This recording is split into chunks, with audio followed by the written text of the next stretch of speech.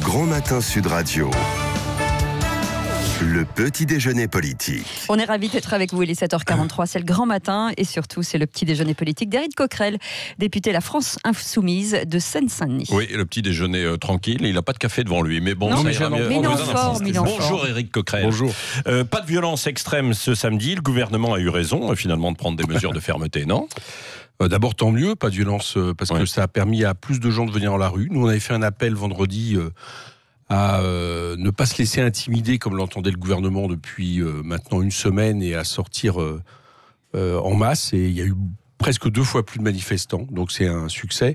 Je pense qu'il faut aussi observer une chose, et regarder que un peu plus de la moitié des Français continuent à soutenir les revendications des Gilets jaunes. Pourtant, après une semaine où on nous a tout fait... Un peu moins de la moitié maintenant, ça redescend. Enfin bon, mais vous avez remarqué beaucoup plus que ceux qui ne les soutiennent pas. Donc, j'allais dire qu'après 19 semaines d'un tel mouvement, après vraiment une propagande du gouvernement insupportable, où on les traite d'assassins, on les prend pour des terroristes en faisant mine d'envoyer l'armée, etc., je trouve que ça tient plutôt bien, et ça montre finalement une chose, c'est que ce gouvernement est minoritaire dans sa politique dans le pays. C'est ça que ça montre. Et ça se fait un bout de temps que M. Macron aurait dû se rendre compte. Ouais, un partout quand même la balle au centre, puisque justement ça a été calme, alors que vous étiez avec Jean-Luc Mélenchon, vous étiez monté au créneau. Heureusement qu'on est monté au créneau. Les chars bientôt dans la rue, etc., les militaires. Patrick Roger, c'est une question sérieuse. Heureusement qu'on est monté au créneau, pas que nous. Il y a des gens comme M. Retailleau qui sont montés au créneau. C'est vrai. Pour vous dire que alors qu'il a demandé à ce qu'il y ait de l'ordre, quoi. Oui, mais d'accord, mais il y a quand même quelque chose à un moment donné qui frappe toute personne, tout républicain,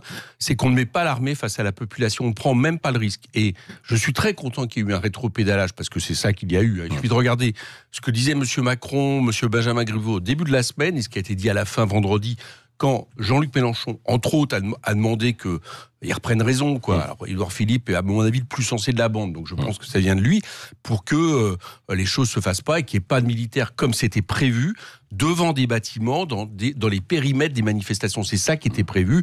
Ils ont été mis où ils sont d'habitude, et je pense que ça a été une fort bonne chose. Mais ça montre qu'une chose, c'est que ce gouvernement joue la tension, joue l'escalade, et c'est tout sauf ce qu'il faut faire. Quand vous essayez d'avoir un discours, vous avez un discours de guerre civile. On n'est pas en guerre civile dans ce pays.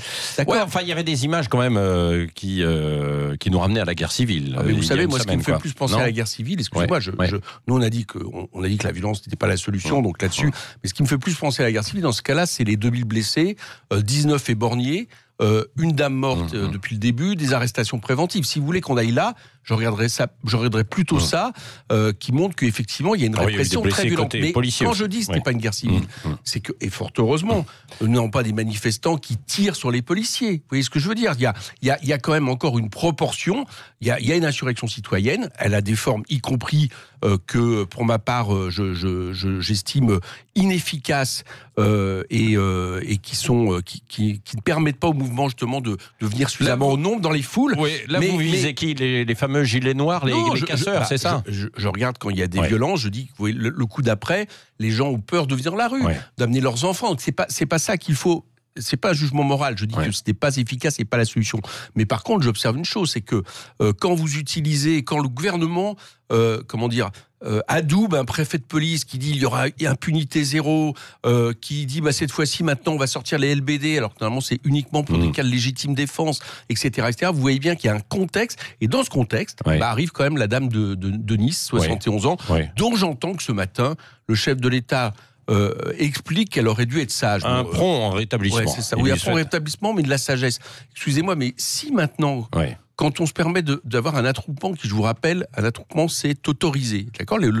La question d'attroupement. Pour dire, on refuse les interdictions des manifestations pacifiques. C'est pas possible. On peut pas gérer le maintien de l'ordre comme ça. On peut pas gérer la question des gilets jaunes comme ça. Et se retrouve avec des fractures du crâne à l'hôpital, si on estime qu'elle n'a pas été sage. Dans un périmètre interdit. Et alors, donc, vous estimez parce que vous êtes dans un périmètre interdit, vous devez... Visiblement, il y a eu plusieurs sommations pour dire, attendez... Vous pensez que vous risquez des fractures du crâne, vous ? C'est normal ? Non, mais enfin, à un moment donné, Éric Coquerel, s'il y a un périmètre interdit, je n'y vais pas. À un moment de... Non. Et donc, si j'y vais, je prends des risques. D'accord, donc vous risquez, pourquoi pas une balle aussi ? Non mais, vous voyez bien Patrick Rocher, il y a la proportionnalité, il y a la proportionnalité. Oui, bien sûr, mais c'est même pas. Je vais vous dire une chose. Elle a plus de 70 ans, elle est avec un drapeau de la paix, et c'est normal qu'il y ait une charge violente de policiers. Oui, mais elle va dans un périmètre interdit. Et il y a un moment donné, quand il y a des décisions.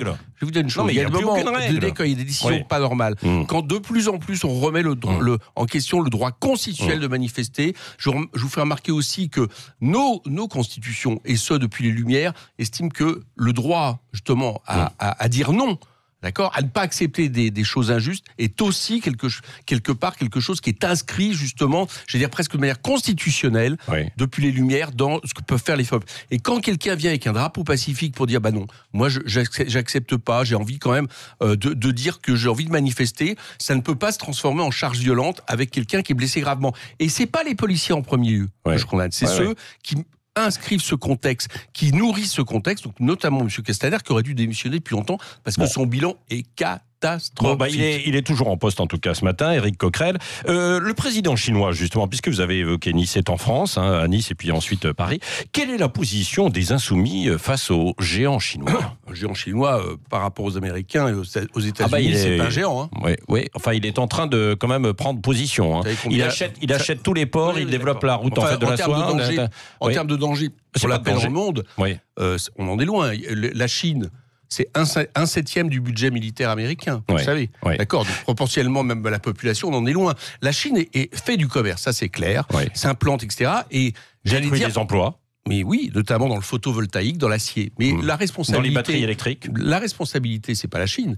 C'est que nous sommes infoutus de faire de la protectionnisme solidaire. Nous sommes infoutus de défendre, quand je dis nous, c'est l'Europe, et si c'est pas l'Europe, c'est la France, de le faire, des entreprises, et de faire ce que font les Chinois. Donc en fait, vous êtes un peu comme Emmanuel Macron, alors vous dites que l'Europe devrait être plus soudée, unie face... Non mais soudée, unie face à la Chine qui risque de nous dévorer d'un point de vue commercial. Soudée, unie, c'est pas dire qu'il faut faire du protectionnisme solidaire et qu'il faut arrêter avec les accords de libre-échange. Parce qu'en attendant, M. Macron, il signe les accords de libre-échange sans débat au Parlement. Donc ça, c'est ça, la réalité. Vous savez, chez Macron, il y a toujours ça. Il y a les mots qui sont en général l'inverse de ce qu'on fait. Donc je vous dis, les Chinois sont les bienvenus. On va dire que c'est ils sont les bienvenus. Ah bah bien sûr, bien sûr. Vous savez qu'on est les premiers à les avoir reconnus. Nos aéroports, vous savez qu'on est les premiers à les avoir. Mais pourquoi laissons-nous nos aéroports se vendre? Pourquoi privatisons-nous ADP? C'est nous qui faisons cette erreur. Les Chinois, à partir de là, font du commerce. Si vous leur laissez le bras, ils prennent le bras. Donc il faut avoir un rapport commercial équitable avec les Chinois, de coopération, basé sur un protectionnisme solidaire, défendre les emplois, mettre des critères sociaux et écologiques, et vous verrez que nous continuerons à avoir des très bons rapports avec les Chinois, ils l'entendent, mais je répète que d'un point de vue géopolitique, la France qui a reconnu la Chine de Mao en 64, et c'était très bien ainsi, a évidemment des intérêts à discuter, à négocier, à faire du commerce, et à parler même géopolitique avec les Chinois. Simplement, il faut pas se laisser faire avec des accords de libre-échange comme nous faisons depuis maintenant trop longtemps. Bon, Éric Coquerel, l'information de la nuit aussi nous vient des États-Unis, vous l'avez évoqué à l'instant, pas de collusion, pas de complicité entre les Russes et Trump pour qu'il gagne l'élection. Est-ce qu'on n'a pas un peu fantasmé quand même pour discréditer la victoire du président américain ? En tout cas, j'ai pas eu cette information, je ne la commande pas. Mais en tout cas, il y a une chose sur laquelle on fantasme, c'est qu'on nous a fait le coup du complot russe, là aussi, pour expliquer les gilets jaunes. Des membres du gouvernement ont raconté ça. Donc il faut arrêter avec ces thèses complotistes. Les Russes, eux aussi, défendent leurs intérêts, ça c'est clair. C'est pas nos ennemis non plus. Et je pense que du côté des États-Unis, on s'y entend aussi en complot. Je vous rappelle la question de la NSA qui espionnait à peu près partout dans le monde. Donc voilà. Oui. Éric Coquerel, d'un mot, parce que c'est notre sondage du jour sur Sud Radio, on se pose la question, est-ce que vous êtes convaincu par la stratégie d'Emmanuel Macron pour sortir de la crise ? Vous voyez une sortie de crise, vous ? Non, pas du tout. Sortie de crise, d'abord, je trouve très positif ce qui se passe, parce que pendant des années, au moins depuis 2 ans, M. Macron faisait à peu près ce qu'il voulait, cassait le pays, imposait une politique de l'offre injuste et inefficace. Il suffit de regarder les chiffres économiques, et on n'arrivait pas à se mobiliser. Là, au moins, il y a quelque chose qui s'est mobilisé, qui a commencé à le faire reculer sur certains points, je vous le rappelle. Et moi, je pense que ce qui s'est passé encore ce week-end, ce qui s'est passé avec les manifestations climat, beaucoup de monde marque l'échec de son grand débat, sa grande embrouille. Donc, il est revenu à un point zéro.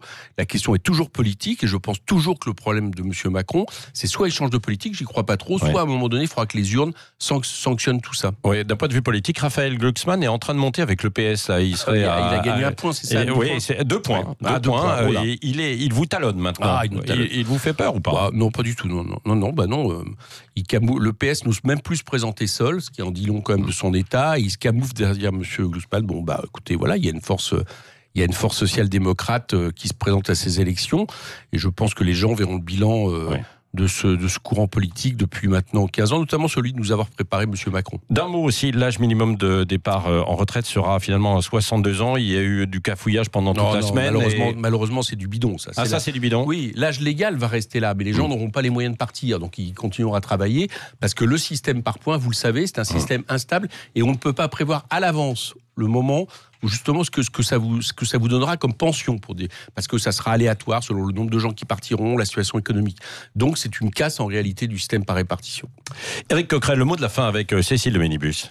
Est-ce que, comme Éric Nolot, vous pensez que Maxime Nicole est un imposteur et un opportuniste? Moi, je ne le connais pas personnellement, mais non, je n'ai pas ce jugement-là. Je pense que. Parce que vous parlez de complotisme tout à l'heure. Oui, mais je pense que M. Nolot a fait ce. Non, je n'ai pas suivi. Je ne veux pas me prononcer sur telle ou telle personne. J'observe, c'est une. Enfin, Maxime Nicole, vous le connaissez quand même. Pas personnellement, mais c'est une des personnes. Qu'importe, c'est une des personnalités des Gilets jaunes. Et je trouve que M. Nolot a fait preuve ce jour-là un peu de mépris de classe, comme on le fait un peu trop vis-à-vis des Gilets jaunes. Et puis, j'observe que dans ses émissions, de temps en temps, il est face aussi à des imposteurs, etc. Donc. Voilà. Non, il faut arrêter avec ce bashing par rapport aux Gilets jaunes. Je remarque que souvent, on l'a nous aussi en même temps, donc finalement, c'est peut-être bon signe. Merci, vous avez un invité surprise. Salut Eric, c'est Fabrice Lucchini. Coquerel, c'est énorme parce que s'il adore le bateau, c'est parce qu'il sait qu'en politique, t'es pas à l'abri de ramer contre vents et marées pour finir par t'échouer le cul sur le sable. T'as même écrit un bouquin avec Isabelle Autissier intitulé Une solitaire autour du monde. Il y a de la poésie dans ce titre. Ça change de De Villiers, le fameux J'ai tiré sur le fil et tout est venu. Alors quel va être le titre justement de ton prochain bouquin? Eh ben, ça tombe bien, ça va s'appeler... le totalitarisme, le capitalisme totalitaire, voilà, ou un nom comme ça. Voilà, je vais faire un livre, effectivement. Il est en cours pour montrer que aujourd'hui le capitalisme a une essence, une totalitaire. C'est ce qui m'inquiète, un devenir, voilà, pour imposer la loi des marchés sur la loi des peuples. Et je trouve que je suis de plus en plus inquiet par rapport à ça. Voilà, ça sera un titre approchant. Bon, voilà, on suivra ça. Merci Éric Coquerel, député de la France Insoumise de Seine-Saint-Denis. C'est moins poétique. Voilà. Oui, absolument. Merci. Éric Coquerel était l'invité de Sud Radio ce matin. Et bien sûr, Dany Moreau, qu'on retrouve aux alentours de 8h20. Restez avec nous. C'est Sud Radio. On est ensemble jusqu'à 10h. Il est 7h56.